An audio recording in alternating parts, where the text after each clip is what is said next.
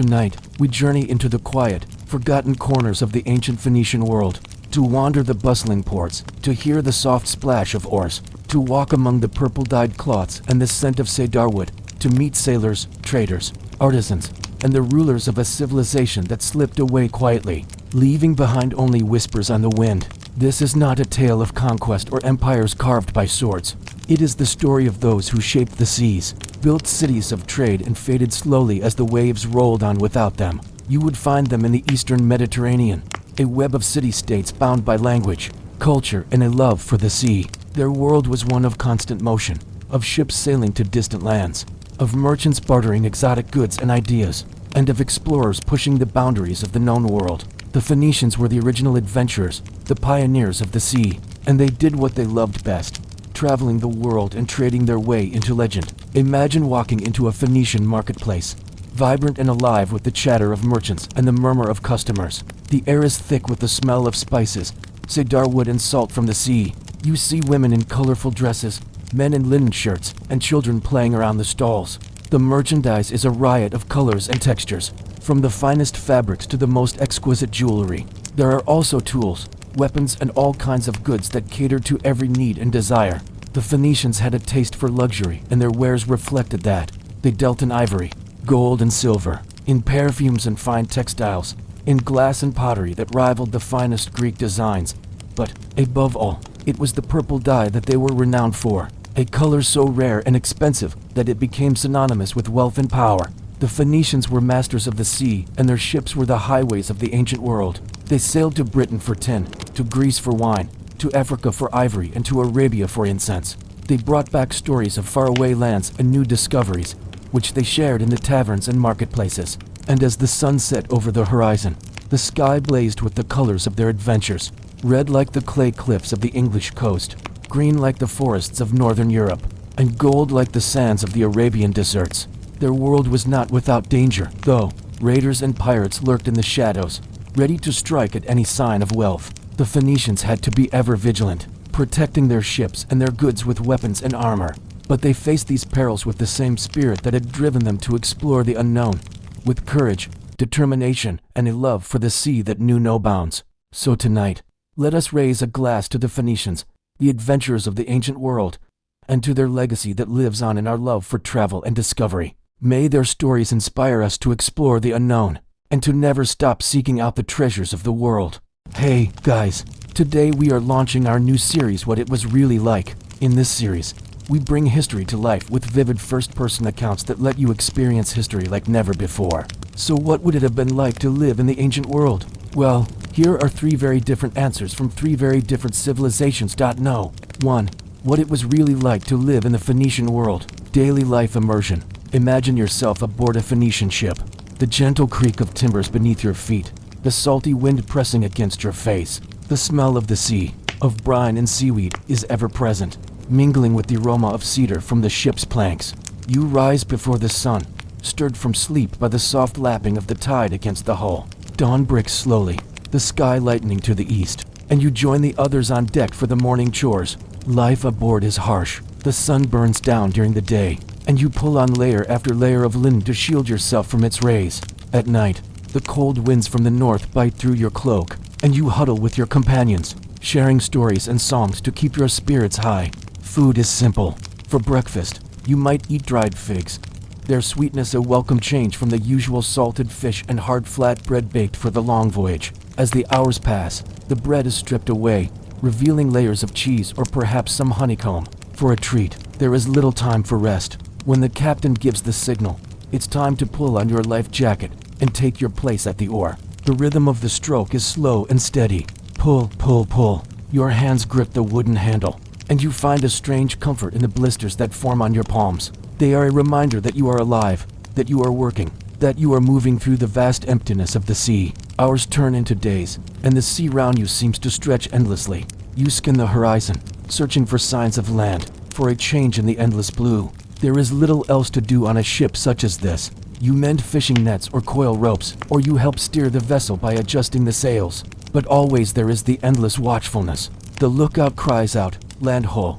and suddenly everyone is in motion, hauling in lines, adjusting anchors, The ship is alive with activity as it prepares to dock. As you step onto the shore, your legs feel shaky after weeks at sea. The ground beneath your feet is solid, real, and you breathe deeply, savoring the scent of earth and foliage. For a moment, you are glad to be on land, but already you hear the call of the sea, and tomorrow you will set sail once more, returning to the rhythm of the waves, for the sea is your lifeblood. It is your path to distant shores and the goods your people crave. It is a dangerous, unpredictable mistress, but she is your only hope for survival. So you turn back to the ship, climb aboard and set sail once more, seeking the riches and wonders that await you on the distant shores. Number 2.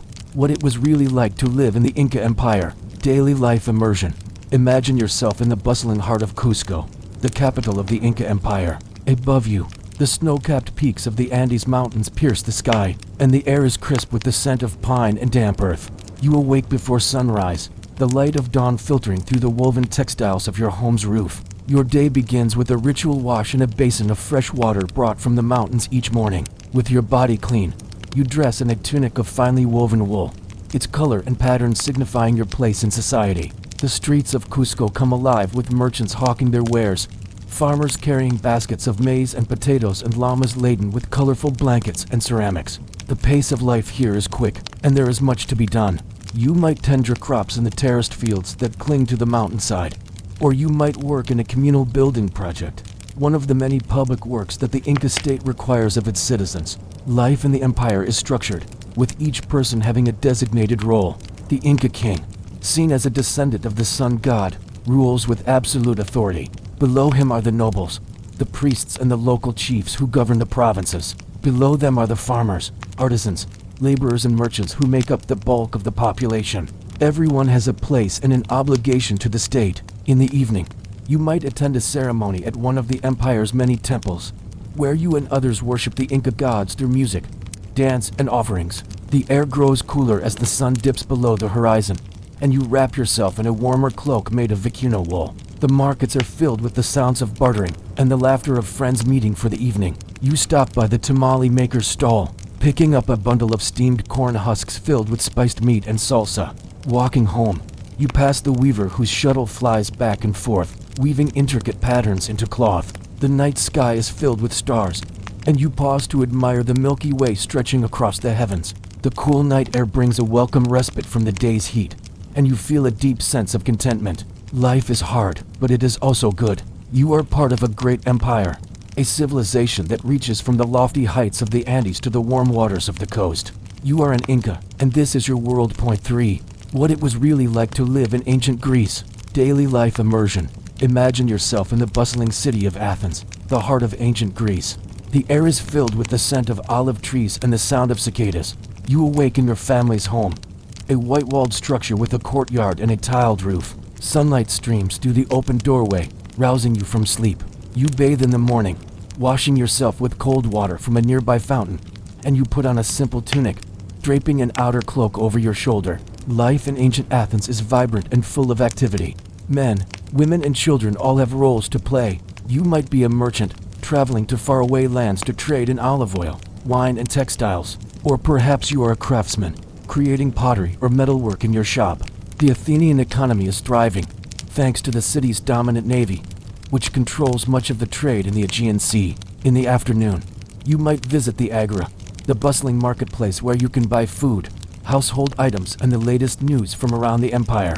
The Agora is also the center of political life in Athens, and you might stop to discuss current events with your fellow citizens. Life in ancient Athens is not without its challenges. There are frequent conflicts with neighboring states, and the threat of war is always present. But for now, peace reigns, and there is a sense of optimism and excitement in the air. The Parthenon, the grand temple dedicated to the goddess Athena, stands at the top of the Acropolis hill overlooking the city. Its marble columns glint in the afternoon sun, a symbol of Athenian power and culture. As the day grows longer, you might visit the temple of Olympian Zeus to pay homage to the king of the gods. You could wander through the city's many gardens, stopping to admire the statues and fountains. When the sun begins its slow descent, you might attend a theatrical performance in the open-air theater of Dionysus. The actors, wearing masks and flowing robes, perform scenes from Greek mythology or historical tales. The audience, seated on tiered stone steps, is captivated by the drama unfolding before them. After the performance, you join the throngs of people making their way home. The streets are filled with the sounds of vendors, musicians, and the laughter of children playing. You stop at the baker's, picking up fresh loaves of bread still warm from the oven. The aroma of yeast and honey fills your nostrils, and you tear off a piece to eat, savoring its golden crust and soft crumb. Life in ancient Athens is a tapestry of commerce, politics, religion, and art. It is a world where democracy flourishes, where the arts reach new heights, and where the clash of civilizations echoes across the Mediterranean. You are an Athenian, and this is your world. And that's a wrap for today's episode of What It Was Really Like. We hope you enjoyed this special first-person perspective on daily life in the Phoenician world, the Inca Empire, and ancient Greece. Let us know in the comments below which civilization you liked learning about the most. Don't forget to subscribe so you never miss an episode. See you next time. The History Guy here. Welcome to What It Was Really Like, where we bring history to life through stories and experiences. Today, we're exploring what it was really like to live in the Phoenician world. But before we begin, make sure you subscribe so you never miss an exciting episode. Also, stick around to the end of the video for a special message from the creator. As always, our story begins with a great big question. In a world full of empires, who were the Phoenicians and why should you care about them? The Phoenicians were an ancient people who lived in a part of the world known today as Lebanon and Syria. They created cities all over the Mediterranean, from modern-day Turkey to Spain. But unlike many of their contemporaries, they weren't interested in amassing huge armies or ruling over others. Instead, the Phoenicians pursued trade, creating one of the largest and most extensive trading networks the ancient world had ever seen. In fact, they were so good at what they did that the seafaring nations of the Mediterranean relied upon them to transport goods from place to place. In particular, the Phoenicians excelled at importing raw materials like tin and copper and exporting finished products such as glass and textiles. Because they were so successful, they amassed great wealth and power. But not everyone was happy about this. After all, the Phoenicians often profited from the misfortunes of others. For example, during times of war, they would sell weapons to whichever side paid more, and this caused some people to accuse them of being uncaring and opportunistic. However, others argued that the Phoenicians were simply acting in their own self-interest, which was ultimately the best way to contribute to the prosperity of the Mediterranean world. So the question is, how true are these accusations? How did the Phoenicians amass their great wealth and power? To find out, let's travel back in time to the ancient Mediterranean and explore the Phoenician world for ourselves. Just beyond the eastern end of the Mediterranean, across the water from Greece and Crete, lies an island known to the ancients as Tyre. From a distance, its circular shape is reminiscent of a shield, but up close, it's a very different story. The streets are narrow and winding, the buildings are huddled together in tight clusters, and the harbor is choked with ships and fishing boats. This is not a place for a peaceful life, but it is the perfect place to build a fortune, if you have the guts and the connections to pull it off. Here, men gamble with dice and drink wine from silver goblets. Women parade around in fine linen dresses, and slaves cater to every whim of their masters. A merchant leans against a pillar and counts his latest profits. Across the harbor, a sailor reclines on a bench, telling tales of his adventures at sea. The salty tang of the ocean mingles with the sweet aroma of spices from the east and the rich perfume of myrrh from Arabia. In this bustling city, anything is possible if you have the capital to make it happen. Now, if you want to get ahead in Tyrian society, there's one thing you need to know. It's a city built on secrets. The Phoenicians were known throughout the ancient world for their discretion. They kept their customers' secrets close to their chests, and their business dealings were shrouded in mystery. This made them very valuable to the wealthy merchants and nobles of the Mediterranean, who often used the Phoenicians to smuggle their wares or transport their goods.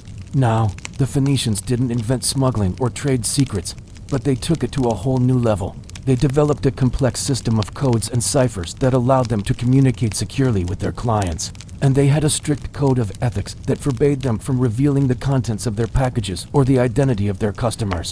This made them very attractive to people who wanted to move their goods discreetly, such as merchants who were selling illegal or illicit goods.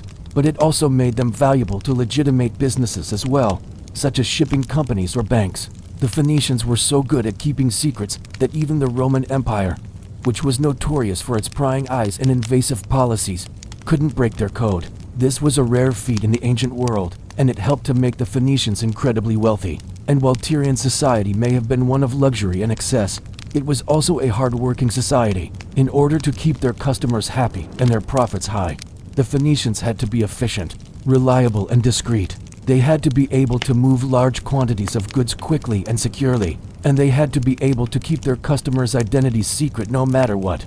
This meant that the Phoenicians were constantly under pressure to perform. They had to be quick and nimble in order to stay ahead of the competition, and they had to be careful and meticulous in order to avoid making mistakes. But the Phoenicians thrived in this environment. They were a hardy and resourceful people who were not afraid of hard work. In fact, they saw it as a challenge and an opportunity to prove themselves. The Phoenicians were also very smart and savvy. They knew how to read the market and anticipate their customers' needs. They were able to adapt quickly to changing circumstances, and they were always looking for ways to improve their services. All of these traits made them ideally suited for a life of secrecy and trade.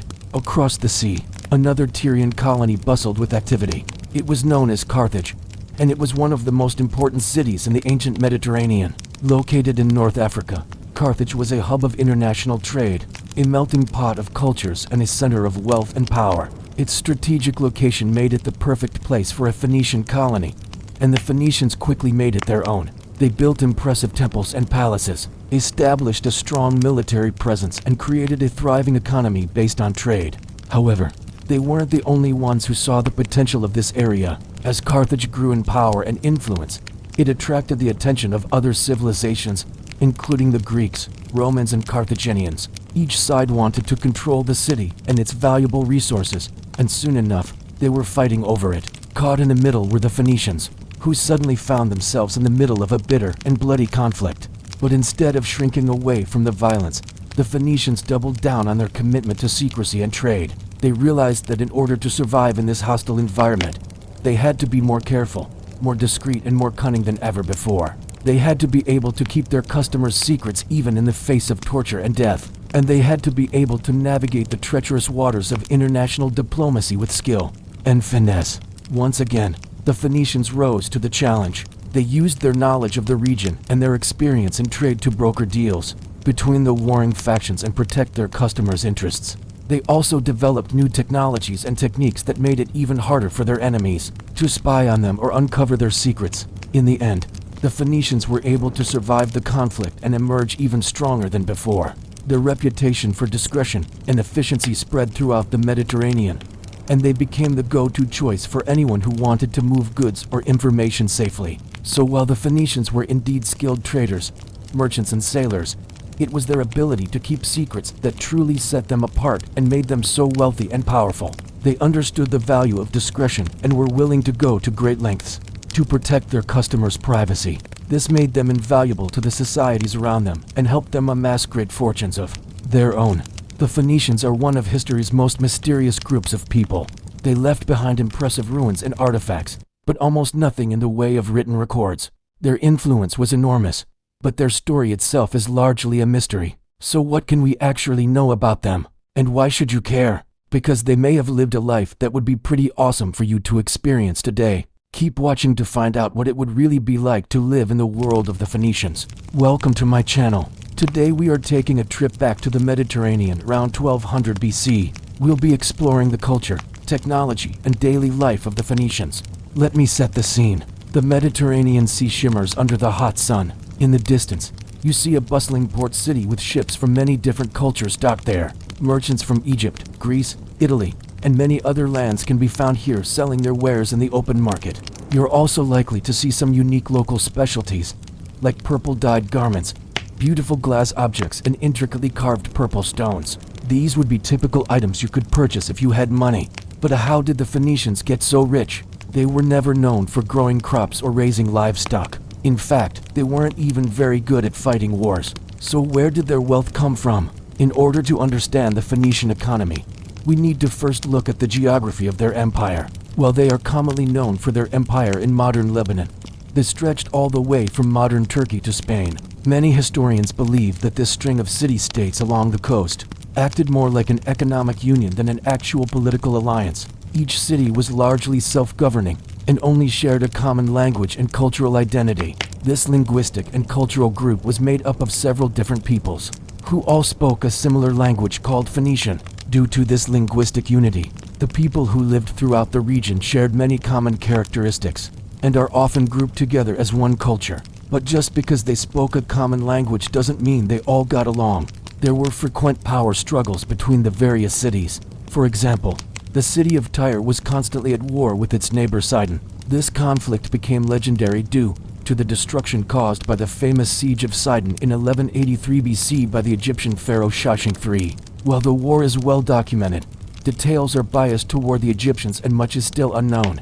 We do know, however, that both Tyre and Sidon would later become part of the Assyrian Empire. But before that happened, the Phoenicians would spread out across the Mediterranean and make their mark on many more regions. Perhaps no location outside of their homeland saw as much Phoenician influence as Carthage. Located in present-day Tunisia, Carthage would grow into a major hub of trade and culture for the Phoenicians. It was founded around 814 BC by the city of Tyre. Carthage would eventually become independent from Tyre and go on to become a rival power to Rome. In fact, it was the wars with Carthage that helped to spread the Phoenicians' greatest export. Not purple dye or glass objects, but rather slaves. Unfortunately, slavery played a major role in the lives of the Phoenicians. Unlike chattel slavery, where slaves are considered property, the Phoenicians practiced something called wage slavery. Slaves were able to earn money for themselves and then use that money to buy their freedom. Some scholars debate whether or not this system was actually slavery, but it does seem cruel to us today. Regardless, the Phoenicians were heavily involved in the slave trade and sold captured enemies and criminals to other civilizations, including Rome and Greece. Today, you can visit archaeological sites and museums all over the world to learn about the Phoenicians and see the artifacts they left behind. But what would it have been like to live in their world during 1200 BC? Let's find out. It's 6 a.m. in the ancient city of Carthage and your rooster has already woken you up. Your family home is small and made of stone. You share it with your mom, dad, 5 brothers, 2 sisters and your grandparents. You don't have your own bed, but it's not really needed since everyone sleeps in the courtyard in the fresh air. After you wash yourself by dipping in a bucket, it's time for breakfast. Today you're having olives, figs and bread with goat's milk. If you were a wealthy merchant, you might enjoy these foods with wine. The Phoenicians were known to import wine from the Greeks and exported their own wine to other cultures. After breakfast, it's time to work. As a young boy, you are expected to help your father run his shop. He is a glassblower, which is a respected profession in Phoenician society. Glass was highly prized by other cultures for its beauty and utility. The Phoenicians controlled almost all of the glass production in the eastern Mediterranean. Glassblowing was dangerous work and the furnaces were hot and smoky. But you don't mind. You like making things with your hands. You learned this skill from your dad and you can blow glass into amazing shapes. When you get really good at this, you can work for a master glassblower and earn enough money to buy your freedom from wage slavery. As a girl, you would have been working alongside your mother in the house. You would help her spin wool into cloth, weave those cloths into tapestries and dye those tapestries with the finest purple dye the world has ever seen. It takes 12,000 shellfish to make just 1 pound of purple dye, so the work is hard and long, but the payoff is worth it. The merchants who buy your mother's goods will turn around and sell them for huge profits to the kings and queens of Europe. After a long day of work, it's time for dinner. Tonight, your family is eating fish that was caught by a local fisherman and a side of wheat that was imported from Egypt. After eating, you play games with your brothers and sisters and tell stories of faraway lands brought to you by your father who is a sailor. Your favorite stories are about the mysterious island of Tin. Tin is a mythical island full of amazing riches where everyone's desires can be fulfilled. The only problem is nobody can find the island. One day you hear the sound of war drums. Your city-state is going to war against your rivals, the Carthaginians. As a young man, you have been training for this moment your whole life. You and your fellow male citizens have been learning how to fight with swords and shields. War is dangerous, but there is great honor in being a soldier. The battle is fierce and many men lose their lives. You do your best to stay alive, but you've only been trained to fight with a sword and shield. You have no experience with chariots or horses, and while you manage to survive the battle, your leg is badly wounded. You've always loved the sea, but now you're too injured to be a sailor. Instead, you decide to join the merchant marine. You work on cargo ships hauling goods throughout the Mediterranean. You travel to far-off lands and bring back exotic goods to sell. Over time, you grow your father's business and become very wealthy. Now you can afford to buy your freedom from slavery and live as a free man. You hire your own sailors to crew your ship and you take trips to distant islands in search of new trade opportunities. One day you hear rumors of a new island full of riches. You set sail with your crew to find it, but you and your crew never return. There is evidence that Phoenician culture had a big impact on the development of the alphabet. Sounds pretty important, right? Well, let's take a look at the writing system used by the Phoenicians. The Phoenicians did not invent the first alphabet, but they did develop their own alphabet around 1050 BC. It consisted of 22 symbols called phonemes, which were used to represent consonants. They didn't have a symbol for vowels, so the reader would have to figure those out based on context. Their alphabet was adapted from the Egyptian hieroglyphic system and spread throughout the Mediterranean by Phoenician traders. The Greek alphabet, for example, is simply a variation on the Phoenician alphabet. While the Phoenicians never used their alphabet to write down their own language, they spread their writing system throughout the Mediterranean, and it evolved into the alphabets used by the Greeks, Etruscans, and even the Romans. The Phoenicians are a truly fascinating civilization. It is amazing to think about how their innovations in writing and trade helped to shape the ancient world. What would you like to see us cover next? Let us know in the comments below. Don't forget to subscribe if you haven't already so you can catch our next episode. What it was really like to live in the Phoenician world. Hello, everyone. Number 12. Social classes. Like any civilization, the Phoenicians had social classes. However, unlike most civilizations, there was no real ruling class that ruled over the others. Instead, it seems that the society was mostly divided into three distinct groups. The first group was the nobility. These were the people who ran the city-states and often held monopolies on certain goods or services. They were usually wealthy and influential and came from old, respected families. Next, there were the commoners. These were the merchants, artisans, and traders who made up the backbone of Phoenician society. They were usually pretty well off since they were running the economy of the ancient world, but they also had to deal with the occasional economic downturn. Finally, there were the slaves. As with many other civilizations, slaves were an important part of Phoenician society. They were usually prisoners of war or people who had been sold into slavery. Slaves were considered property and had no rights. Now let's take a look at what life was like for each of these groups. Starting with the upper class, life was pretty sweet. As a member of the nobility, you would have had access to all the best goods and services your empire had to offer. You would have lived in a nice house and probably owned some slaves. You would have also had a lot of influence in how the city-state was run. After all, you were one of the people in charge. Next is the middle class. If you were a merchant, your life would have been pretty good. You would have traveled all over the Mediterranean, trading goods and making money. You would have seen more of the world than most people ever did, and would have had the chance to get very rich. Of course, you would have also had to deal with the occasional economic downturn and the risk of piracy. But overall, being a merchant was a pretty good way to make a living. And then there was slavery. If you were a slave in Phoenicia, your life would have sucked. You would have been considered property and had no rights. You would have worked long hours for little or no pay and probably suffered some form of abuse. The only bright side is that you weren't in the bottom class, which we'll talk about next. If you were a commoner, your life could have been pretty sweet. You may have been a merchant or an artisan, and if you were a sailor, life at sea wasn't as bad as you might think. In fact, it was kind of like being on vacation. Sailors would travel all over the Mediterranean, trading goods and seeing new places. Plus, there was always plenty of work to go around. So if you were a Phoenician sailor, life was pretty good.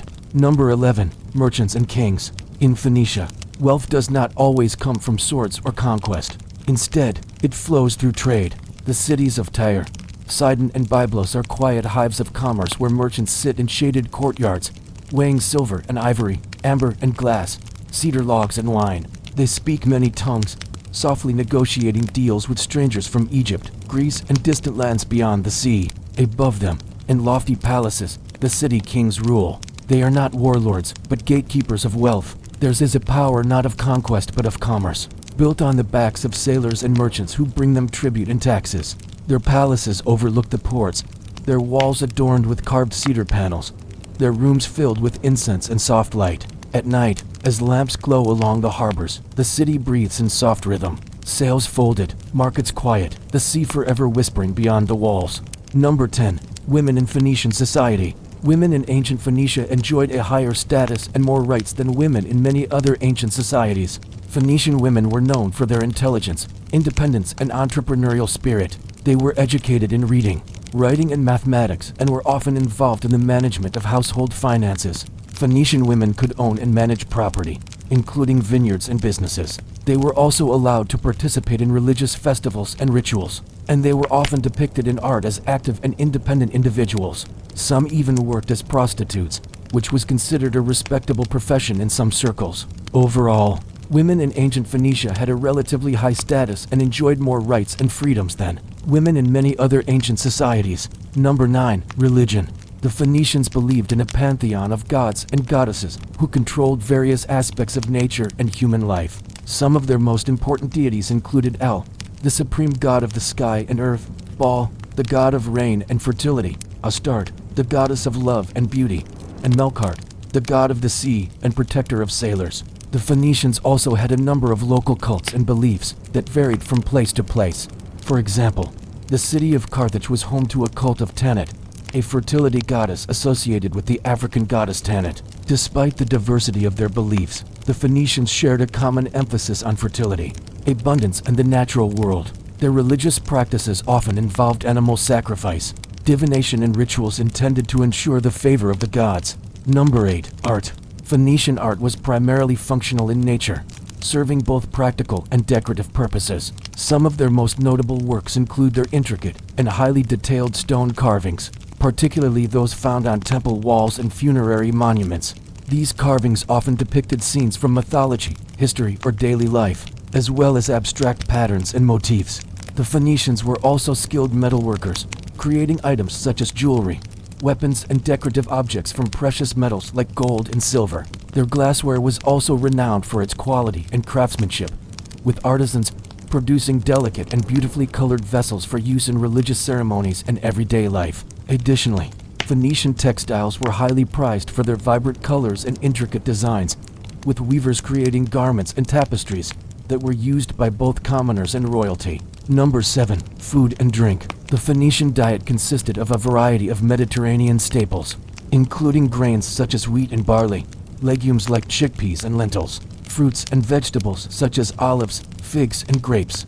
They also consumed dairy products like milk and cheese, as well as meats from animals such as sheep and goats. Fish and seafood played a significant role in the diet, particularly in coastal communities, where fishing was a common occupation. The Phoenicians were also known for their production of wine, which they cultivated in vineyards across their empire. In addition to these staples, the Phoenicians also enjoyed luxury foods imported from their extensive trade networks, such as spices, incense, and exotic fruits. Their cuisine was known for its richness and variety, with recipes passed down through generations of cooks and chefs.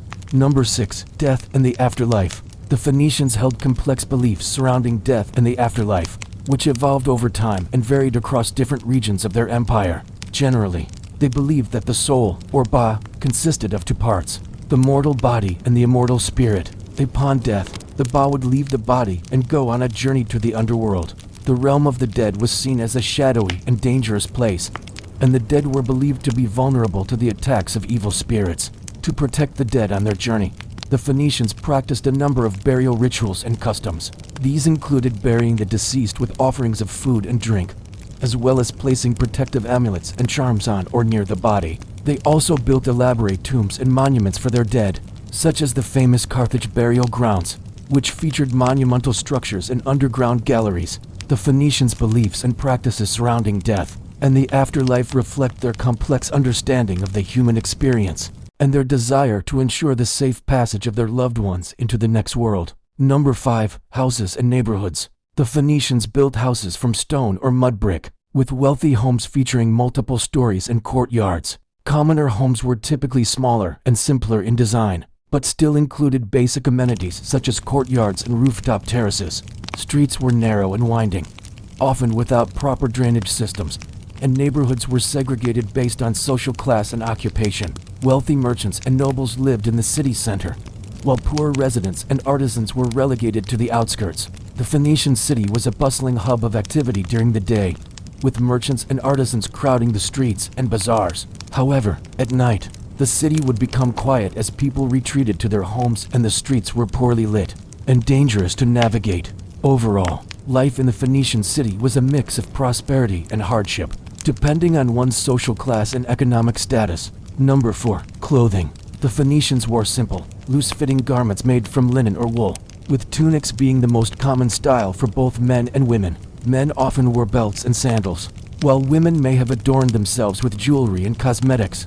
Clothing was typically white or undyed, but wealthy individuals could afford more luxurious materials and colors. The Phoenicians also developed techniques for dyeing fabrics, including using plants, minerals, and imported dyes from other cultures. Wool was often used for warmer garments, such as cloaks and shawls, while linen was preferred for lighter clothing suitable for the Mediterranean climate. Overall, Phoenician clothing was practical and functional, but could also be a symbol of wealth and status depending on the materials and colors used. Houses and neighborhoods. The Phoenicians kept a variety of domesticated animals, including sheep, goats, cattle, donkeys, and horses. They also kept poultry such as chickens and pigeons, as well as domesticated dogs. These animals served various purposes, such as providing meat, milk, leather, and wool. The Phoenicians also kept bees for honey production and used oxen and donkeys for labor. In agriculture, they kept animals such as snails and fish for food, and they kept hunting dogs to assist in the pursuit of wild game. The Phoenicians' relationship with animals was complex, as they both domesticated animals for their own use and hunted wild animals for food and sport. They also had a deep respect for certain animals, such as the bull, which was considered a sacred animal in their religion. Number 2. Entertainment. The Phoenicians enjoyed a variety of entertainment and leisure activities, including music, dance, and theater performances. They also participated in athletic competitions, such as wrestling and javelin throwing, and they built stadiums and other public spaces for these events. Board games were popular among the Phoenicians, as well as activities such as fishing and hunting. They also kept pets, such as dogs and monkeys, and they enjoyed watching animal fights and races. The Phoenicians' love of music and dance is evident in their art and literature, with depictions of musicians, dancers, and theatrical performances. Overall, the Phoenicians valued entertainment and leisure time and incorporated these activities into their daily lives. Number 1. War. The Phoenicians were known for their skill in naval warfare, with their ships being fast and maneuverable, making them ideal for raiding and trade. They also developed advanced navigation techniques, including using the stars for guidance, which helped them explore and conquer new territories. The Phoenicians' military tactics were often characterized by their use of hit-and-run strategies, as well as their ability to adapt to different environments and opponents. They were also known for their bravery and tenacity in battle, as well as their ability to endure hardship and deprivation. Despite their martial prowess, the Phoenicians were not a warlike people and generally preferred to avoid large-scale conflicts. They were more likely to engage in naval skirmishes and raids rather than pitched battles, and they were known for their ability to negotiate and form alliances with other cultures. The Phoenicians had some pretty powerful ships, which enabled them to travel over large stretches of water. But could they survive the journey across the open sea? Welcome back, everyone, to my channel, where we bring you new videos every week on what it was really like to live in the ancient world. This is the first part of a two-part series on the Phoenicians. Last week, I posted a video on the mysterious alphabet that the Phoenicians gave to the world. This week, I want to talk about their seafaring and trading abilities, as well as the voyages of discovery that their sailors undertook more than 3,000 years ago. One of the most important things to know about the Phoenicians is that they were not an empire in the conventional sense. They were a collection of city-states along the eastern Mediterranean, much like the Greeks or the Egyptians. There are dozens of these city-states from modern Lebanon, Israel, Palestine, Egypt, North Africa, and even southern Spain.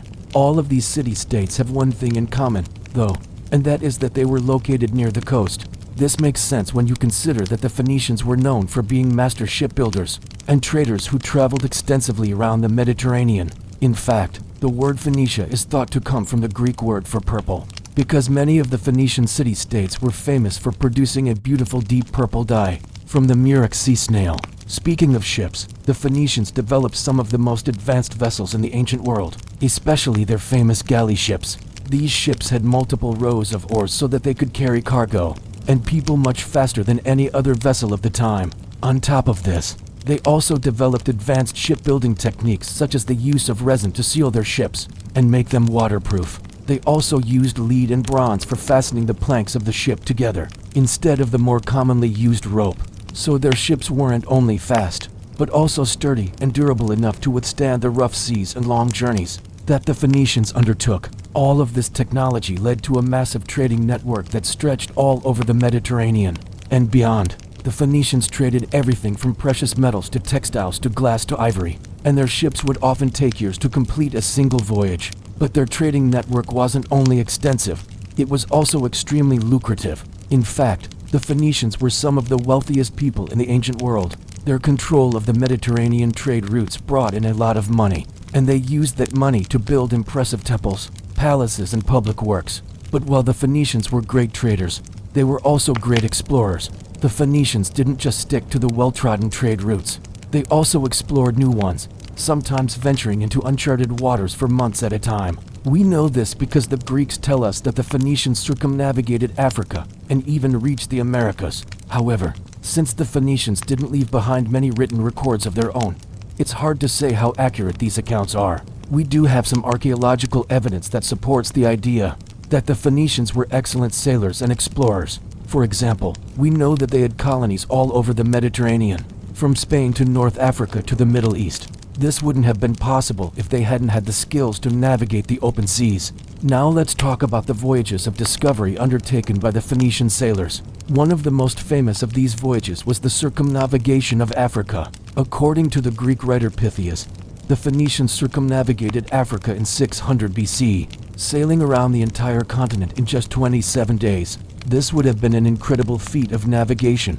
even for the most experienced sailors. But Pytheas claims that the Phoenicians did it without using the stars or the sun for guidance, relying instead on their knowledge of the winds and currents. This feat is made even more impressive when you consider that it would have taken them at least 5 years to sail around Africa. That's because the Phoenicians didn't have the technology to navigate the treacherous waters around the tip of Africa, so they would have had to go round. Another amazing voyage undertaken by the Phoenicians was their discovery of the British Isles. According to Greek mythology, the Phoenician princess Elissa founded the city of Carthage in North Africa after her father died. On his death, he divided their kingdom among his sons, but he left nothing for Elissa, so she decided to flee to a far-off land called Kemet. Elissa and her retinue landed on the coast of present-day Spain, but soon realized that this land was already inhabited, so they sailed further north until they reached a place called Tingis, which is believed to be modern Tangier. Elissa then set out to explore the surrounding area and discovered the fertile valleys of the Gadir River. She liked what she saw and decided to establish a colony there. Next, Elissa and her followers headed north to explore further. They traveled along the coast until they reached the mouth of the Nile River, which they believed to be the edge of the world. At this point, they had been sailing for 3 years and were exhausted, so they decided to settle down in Egypt. Eventually, Elissa returned home to Phoenicia, but she would forever be known as the founder of Carthage. This myth is important for a few reasons. First, it shows that the Phoenicians were aware of the existence of the British Isles. They knew that there was land beyond the known world, and they were curious enough to explore it. Second, it demonstrates the Phoenician practice of establishing trading colonies wherever they went. The Phoenicians weren't just satisfied with controlling the Mediterranean trade routes. They wanted to set up shop in new markets and sell their goods directly to the local population. Finally, it reveals the importance of the sea to the Phoenicians. The Phoenicians were known as master sailors and explorers, and this myth is a testament to their skills. Now, while the Phoenicians were great traders and explorers, they weren't perfect.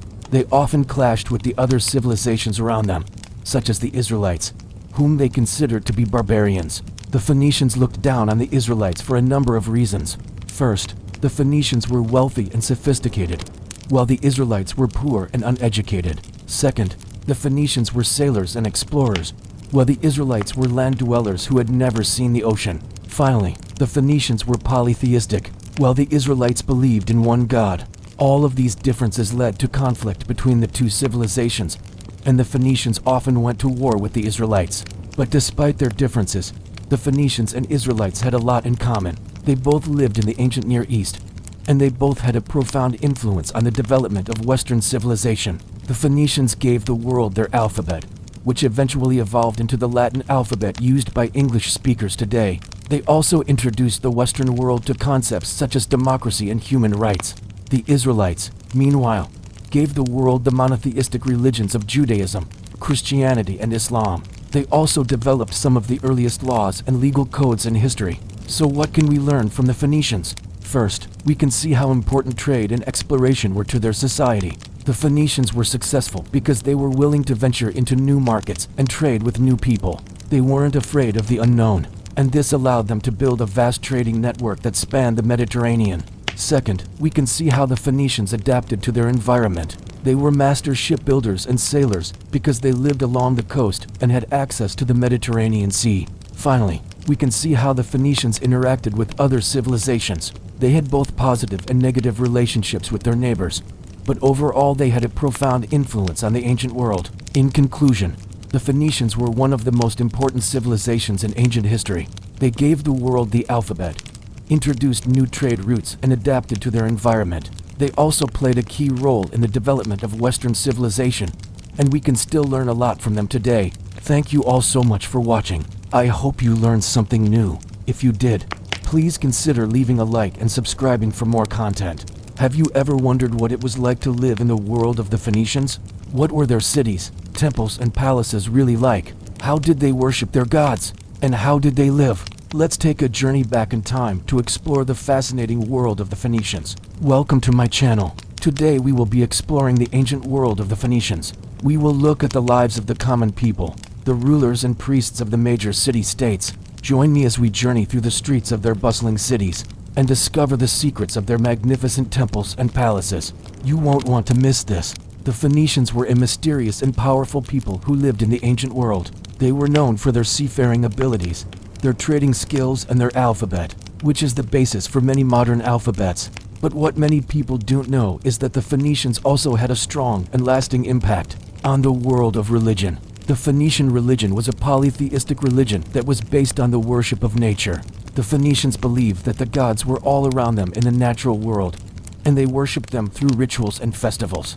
One of the most important aspects of the Phoenician religion was the worship of the dead. The Phoenicians believed that the dead could never truly leave the world of the living, and that they must be honored and respected, or they would become angry. This led to the development of some unique burial customs, such as the construction of elaborate tombs for important members of society. These tombs were often built into hillsides or cliffs and were decorated with paintings and carvings of the deceased person's life. In addition, the Phoenicians held festivals to honor the dead and to ensure that they would not harm the living.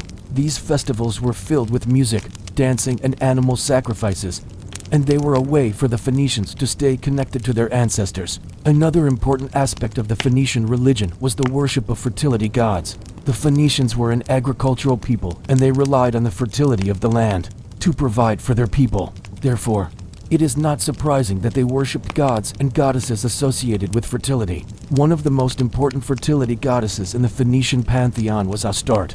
She was the goddess of love, beauty, and fertility, and she was worshipped throughout the ancient Near East. Another important fertility god was Baal, who was the god of rain, thunder, and lightning. He was seen as the provider of life-giving water and the protector of crops and livestock. The Phoenicians believed that Baal's wife, Anat, was the mother of all life, and she was also associated with fertility.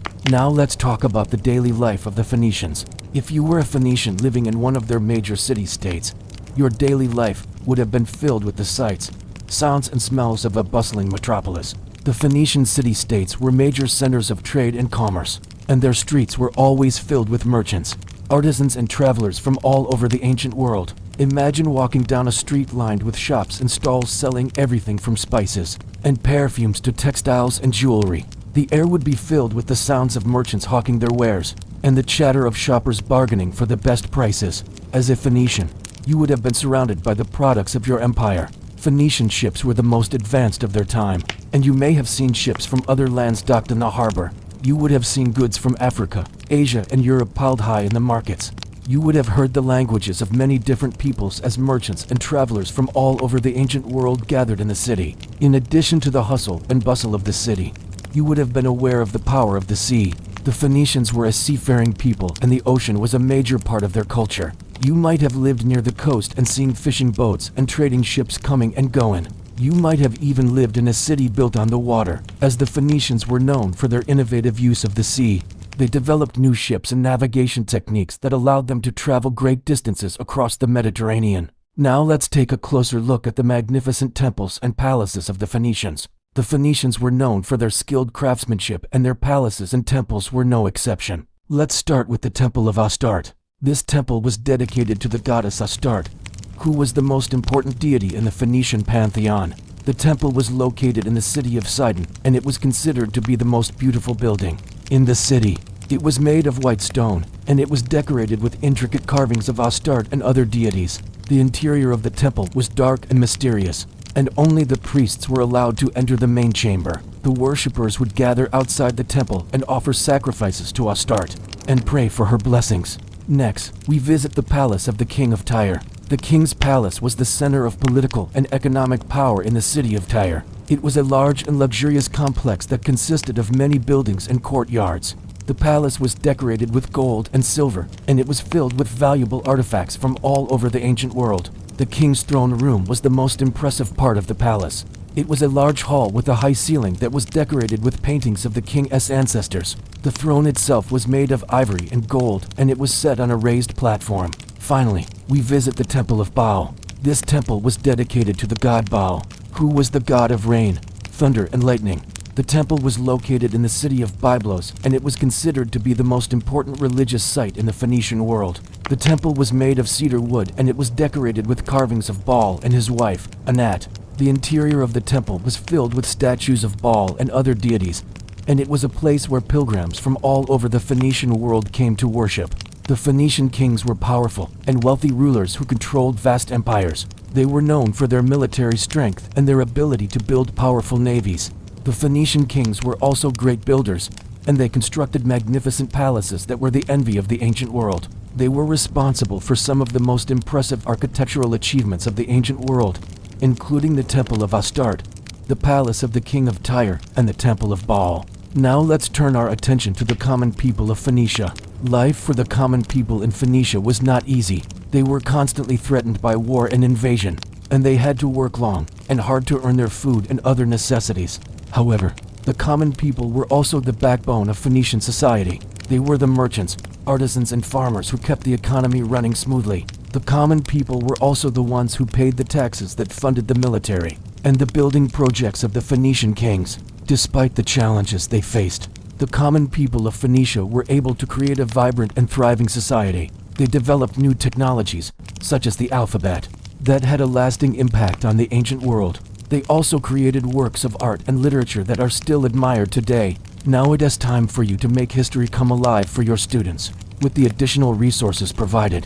These resources will help you bring the ancient world of the Phoenicians to life in your classroom. With these tools, your students will be able to explore the fascinating world of the Phoenicians and learn about their contributions to history. So why wait? Click the link below to get started today. The Phoenicians were a mysterious and powerful civilization that left a lasting impact on the ancient world. From their magnificent palaces and temples to their innovative ships and alphabet, the Phoenicians were truly a remarkable people. The Phoenician kings were powerful rulers who built vast empires and directed impressive construction projects. The common people were hardworking individuals who created a vibrant and thriving society. The Phoenician religion was unique and fascinating, with a strong emphasis on the worship of the dead and the belief in fertility gods. I hope you enjoyed our journey through the world of the Phoenicians. If so, please remember to subscribe for more historical adventures. The term civilization is often used to describe the golden age of the Phoenicians. They were one of the earliest known societies to develop into an urban civilization with their own alphabet, art, and religious beliefs.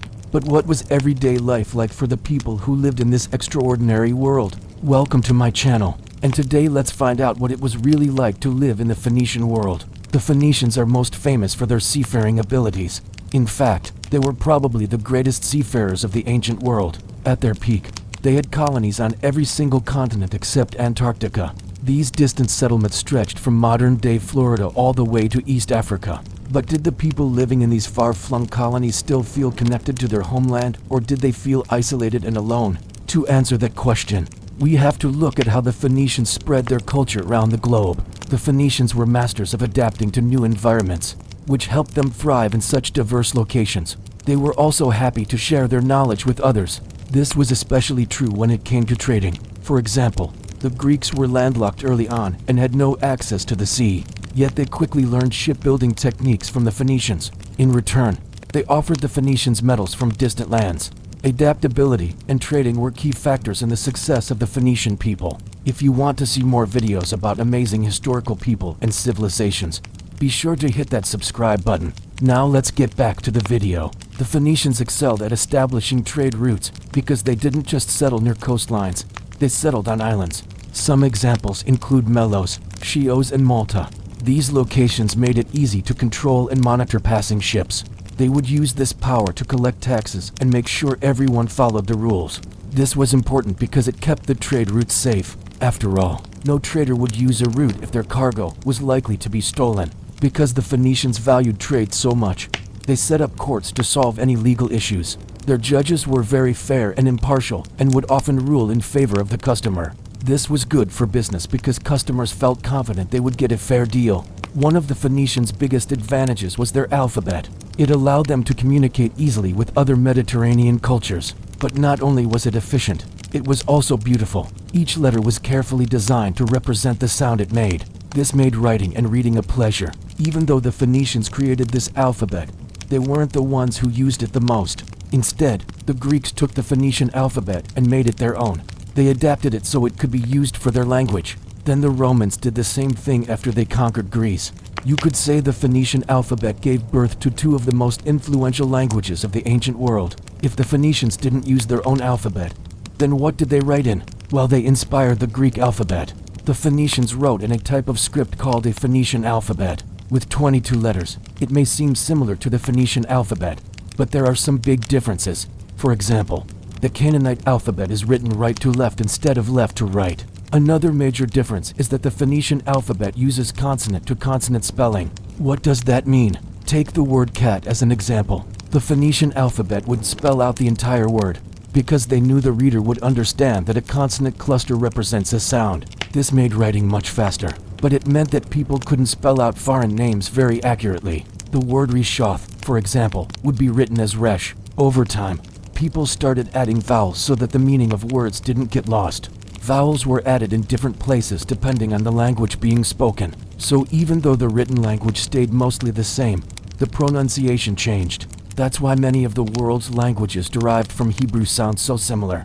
Hebrew speakers added vowels in between the consonants, while Arabic speakers placed vowels at the end of words. The Phoenicians would have never imagined their alphabet would become the foundation of so many languages. But their invention paved the way for thousands of years of literature and learning. With a powerful alphabet and an effective legal system, the Phoenicians were able to grow their network of colonies across the world. But their success wasn't always peaceful. The Phoenicians believed their cities were special and should be emulated throughout the world. This led to competition with other cultures, sometimes turning into outright hostility. For example, the Phoenicians clashed with the Egyptians over control of the eastern Mediterranean. But despite their warlike nature, the Phoenicians weren't completely devoid of compassion. They had a custom of burying their dead with full military honors. This showed respect for their fallen soldiers and also served as a warning to their enemies. They buried their war dead with weapons and chariots so they could continue fighting even in the afterlife. Even though the Phoenicians tried to spread their culture around the world, historians disagree over whether they succeeded or not. Some believe their colonies were too far away to maintain strong ties to Phoenicia. Others argue that their colonies willingly adopted aspects of local cultures, thus distancing themselves from their homeland. Whatever the truth might be, one thing is certain: the Phoenicians changed the world forever. They introduced new ideas and technologies to distant lands, while at the same time incorporating aspects of other cultures into their own. In a way, they were like the ultimate diplomats, building relationships through trade and cultural exchange. So the next time you sit down to read a book or take a Latin class, remember the Phoenicians, who made it all possible. Speaking of books, thank you to our supporters for helping us produce these videos. We couldn't keep making content without your support, so thank you. And if you want to see your name at the end of the video, then you can support us. The link to that is provided below. Now let's finish up with a quick game of fact or fiction. All the statements in this round are about the Phoenicians, so choose which one you think is true and which one you think is false. First statement: the Phoenicians invented glassmaking. Second statement: the Phoenicians built the first known lighthouse. Third statement: the Phoenicians kept slaves. Let's go. Okay, now it's time for the answers. The first statement is false. Glassmaking was invented by the Mesopotamians. The second statement is true. The first known lighthouse was built in Alexandria, Egypt, by the Ptolemaic kingdom in the 3rd century BC. It was called the Pharaohs of Alexandria and stood as one of the ancient world's 7 wonders. The third statement is also true. The Phoenicians kept slaves, both male and female, typically captured during their many wars in the Mediterranean. They used slaves for domestic work and in agriculture. Number 10. Unearthing the past. In February of 2023, archaeologists made an amazing discovery in Israel. They were excavating at the Tel Tzaf site, located in the northern part of the country near the Lebanon border. The site was first settled around 4,000 years ago and is one of the oldest continuously inhabited places in the world. That's not what made this dig so interesting, however. The team was excavating what they believe may have been a cultic complex used by the ancient Canaanites. These people are believed to be related to the Phoenicians who would come later. In fact, the archaeological team believes that the complex may have been used as a ceremonial entrance into the underworld. This place was a huge deal for the ancient Canaanite people. It was here where they held religious festivals and buried their dead. The team uncovered several strange tombs during the dig, including one with a human skeleton and dozens of animal bones. Archaeologist Shir Ray M. said that the person who had been buried there was probably a very important member of society. What makes the site such an incredible find is that it has been protected from looters and treasure hunters. Because of how dangerous the area is, Israeli defense forces guard the border with Lebanon around the clock, ensuring that nobody can get in or out without permission. This means the site has remained completely untouched since it was abandoned over 2,500 years ago. 9. Cities of the Dead. While the ancient city of Tyre might have been the most powerful city ever built by the Phoenicians, it wasn't exactly a fun place to live. It was built on a small island off the coast of modern-day Lebanon and was an important hub for trade between Europe, Asia, and Africa. But it was also right next to Sidon, another great Phoenician city which also happened to be a necropolis. A necropolis is just a fancy word for a city of the dead. Today, the city of Sidon still exists with about 70,000 people living there. Back in the days of the Phoenicians, however, it was little more than a graveyard. The old city of Sidon was situated on the mainland directly across from the island city of Tyre. Any merchant traveling from Asia or Africa to Tyre would stop in Sidon first to pay tribute to the gods. After all, it was a sacred duty to pay respect to the dead on the way to an important city. And so while Tyre boomed into a cultural and commercial powerhouse, Sedona never grew past its humble beginnings as a cemetery. Instead of houses and shops, it was filled with rows upon rows of tombs. There was even a special port constructed specifically for ships carrying the dead. When the boats arrived, the bodies would be disembarked, mummified and laid to rest in one of the many tombs. Sometimes entire families would move to Sidon just to bury their dead properly, which only added to the population of the city of the dead. 8. Shipbuilding capital. One of the reasons the Phoenicians became such a formidable force in the ancient world was because they were masters of shipbuilding. In fact, their skills in woodworking were so advanced that many historians believe the Phoenicians could have easily sailed to the Americas thousands of years before Christopher Columbus. We know the Phoenicians traveled to the New World because they brought back new plants and animals to the Old World, such as cotton and sweet potatoes. These items didn't originate in Africa or the Mediterranean. They came from the Western Hemisphere. But why did the Phoenicians sail around the world if they had no idea it was round? Why wouldn't they have fallen off the edge of the earth? It's simple. The Phoenicians understood the concept of a globe long before Europeans. We have proof of this in the form of an ancient map. The map is called the Map of the World and was made by a man named Arganthonios.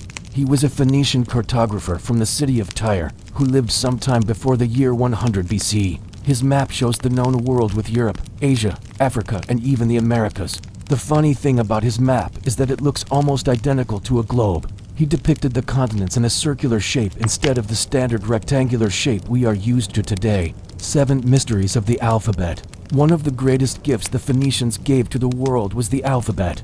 Before the Phoenicians developed their own system of writing, people would use pictures and drawings to represent the sounds they wanted to communicate. This type of writing is called logographic, and it was incredibly difficult to learn. The Phoenicians realized that there had to be an easier way to communicate with each other, so they invented a new style of writing that was based on individual sounds. This innovation changed the world forever and allowed knowledge to spread faster than ever before. But here's something that scientists don't understand. We have no idea where the Phoenicians got the idea for the alphabet. Sure, they improved upon the Egyptian alphabet and adapted it to suit their language, but nobody knows where the Egyptians got their ideas from either. It's a complete mystery. Scientists do know, however, that the ancient Indus Valley civilization invented the world's first alphabet around 4,000 years ago. Some scientists believe the Phoenicians stole their ideas from the Indus Valley people, but there's no way to prove it. 6. First in flight. If you ever wanted to send a message to someone far away, you could always send a carrier pigeon. Carrier pigeons are specially trained birds that can carry messages and return home safely. They're naturally homing pigeons, which means they have a sort of internal GPS that helps them navigate and always find their way back to their loft. But the ancient Phoenicians took things a step further. They had giant messenger birds. Scientists have found evidence suggesting that the Phoenicians bred gigantic birds that could carry large objects through the air. To be fair, we don't know if these giant birds were flying creatures or some sort of hybrid bat or winged lion, like what the Greeks used to describe them as. Either way, these birds seem to have been revered by the Phoenicians as divine creatures, and they were kept in special aviaries all throughout the empire. They played a huge role in daily life, just like carrier pigeons did in the past. These birds were able to travel much farther than any ship could go in a day. If the Phoenicians needed to send an urgent message or a small package to someone across the Mediterranean, they would release a giant bird into the sky and hope for the best. 5. Mystery of the origin. There's a lot that scientists don't understand about the Phoenicians, and one of the biggest mysteries is their origin.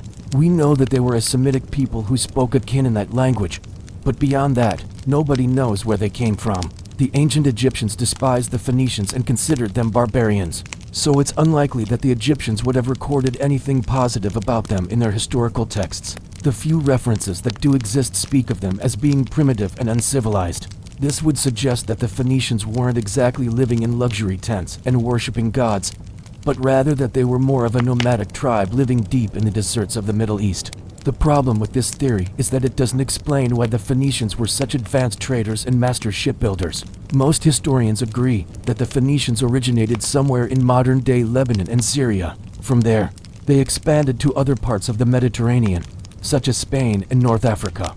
But again, nobody is sure, and it's likely we'll never know the truth behind their mysterious origins. 4. Trading partners. The Phoenicians were expert traders and interacted with civilizations all over the world. While exploring the coast of North Africa in 2021, a team of archaeologists discovered an ancient shipwreck dating back to around 640 BC. This was during the height of the Phoenician Empire, and the ship had been sailing from Lebanon to the Kingdom of Numidia when it sank. The ship was loaded with dozens of clay jars filled with perfume, wine, and other luxury goods. It was also carrying several tons of silver and bronze. These treasures proved to be extremely valuable, and the lead archaeologist, Francisco Jose Garcia, said that the discovery was nothing short of spectacular. It was the first time a Phoenician shipwreck had ever been found in such pristine condition. It even still had seals attached to the jars showing that the cargo belonged to the king of Tyre. What is even crazier is that scientists were actually able to trace the origins of some of the cargo back to the Levant. The clay jars, for example, were made in Tyre, while the silver came from mines near the city of Byblos. This goes to show just how far-reaching the Phoenician Empire was. They had trading partners all across the Mediterranean and beyond. 3. The greatest city. Many historians believe that the Phoenicians considered their capital city to be the greatest city in the world. The Phoenician Empire lasted for several centuries, but eventually the Roman Empire gobbled up the Mediterranean, and the rest is history. Archaeologists excavated the ruins of what once stood as the magnificent city of Tyre. They found streets lined with marble buildings, grand public squares, temples, and dozens of homes and businesses.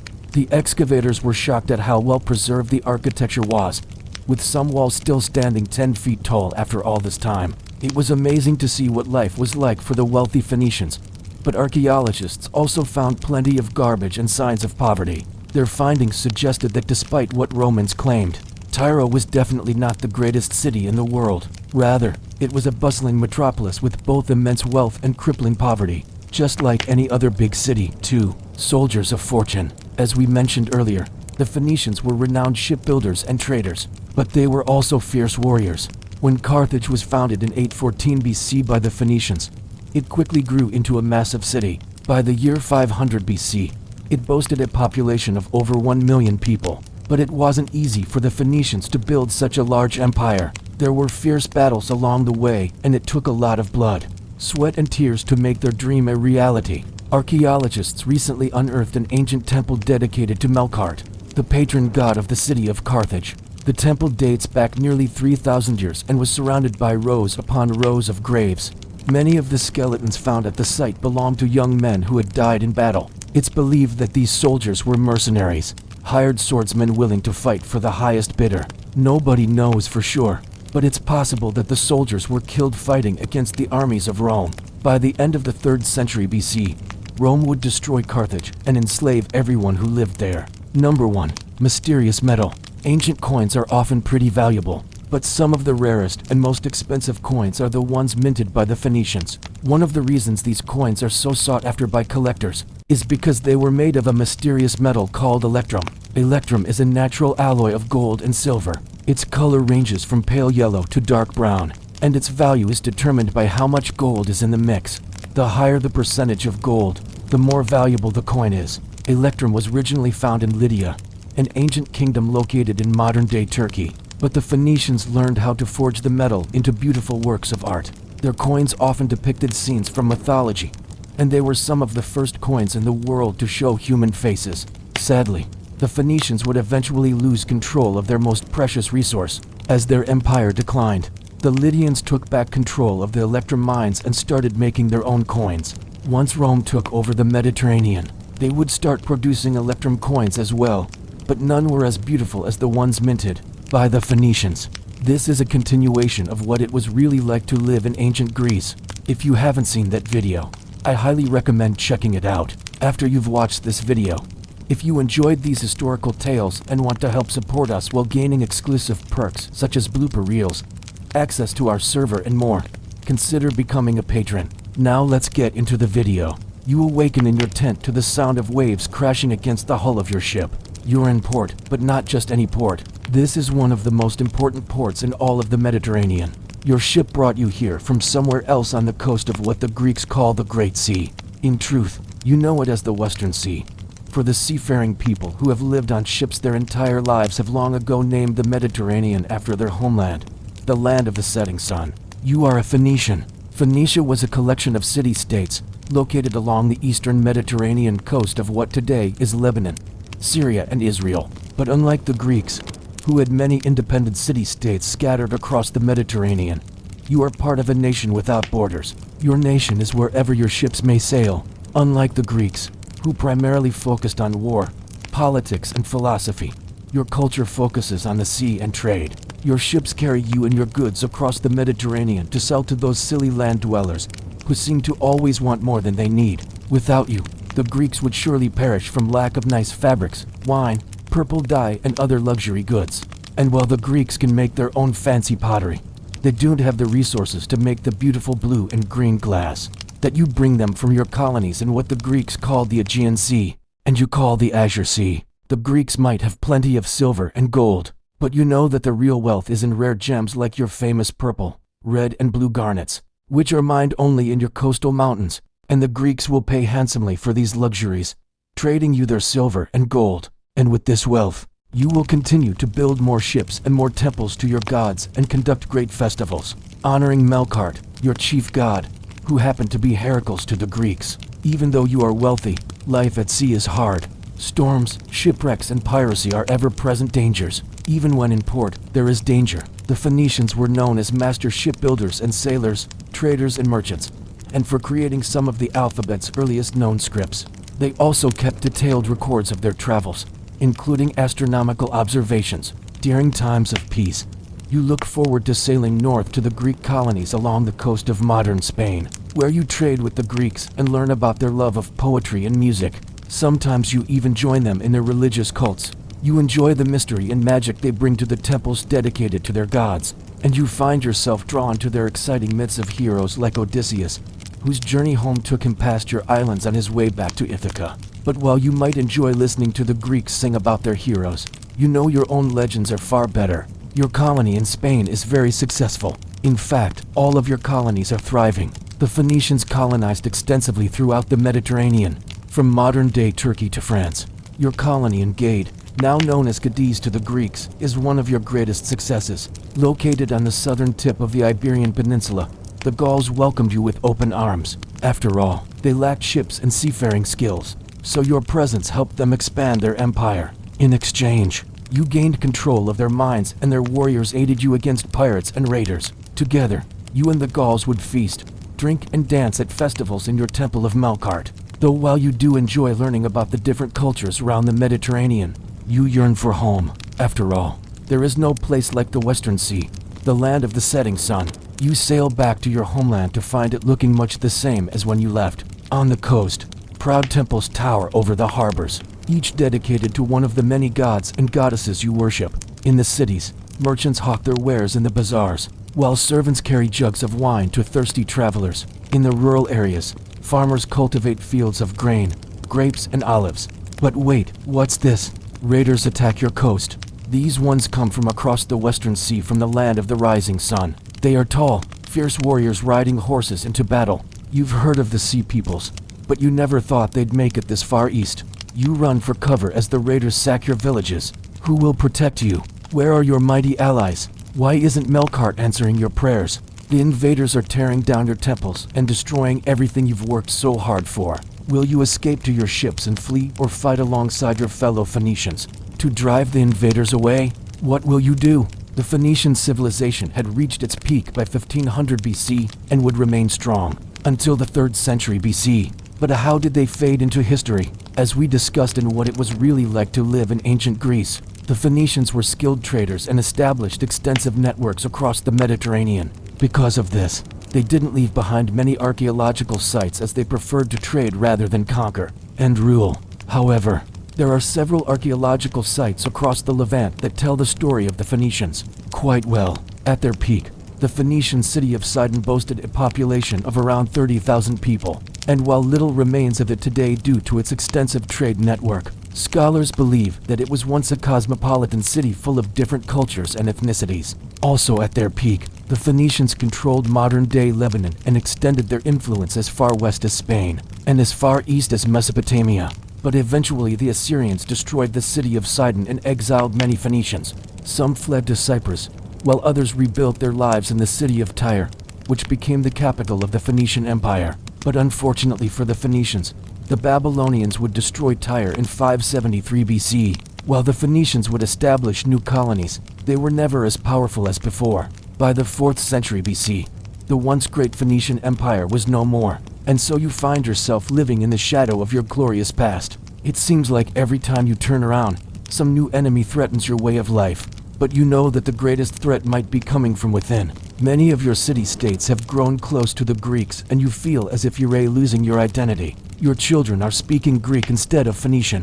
Your gods are being replaced by Greek gods, and even your magnificent ships are being built in the Greek style. Perhaps it's best to simply pick up and go. After all, where you go, your country goes. So you gather your belongings and head for the hills. You walk past orchards laden with ripe fruit and vineyards heavy with grapes. In the distance, you hear the laughter of children playing games in the streets. Surely there must still be some Phoenicians left. But as you look around, you realize that everyone has abandoned their homes. It seems like the entire country has vanished overnight. In reality, the Phoenicians didn't suddenly disappear, but they didn't leave much behind for us to discover either. Today, the Phoenicians are remembered for their contributions to art, architecture, literature, religion, and government. They introduced the alphabet to the Greeks, who then spread it across Europe.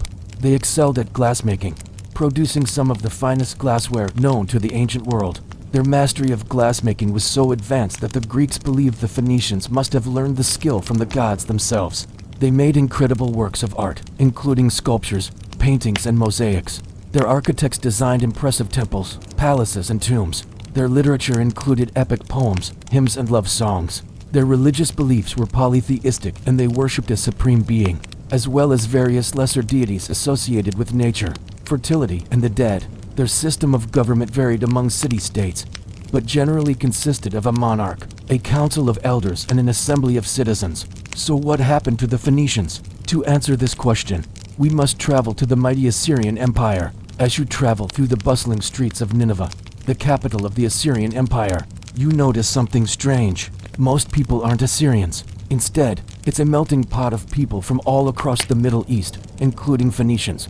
The Assyrians were known for their brutal military tactics, conquering vast territories and forcing subject peoples to relocate. Some of the Phoenicians were taken to the Assyrian capital to live in exile. Others were allowed to stay in their homeland, but were forced to pay tribute. Eventually, the Neo-Assyrian Empire would collapse in 609 BC and be succeeded by the Neo-Babylonian Empire. The Phoenicians continued to thrive under Babylonian rule, establishing new colonies and expanding their trade networks.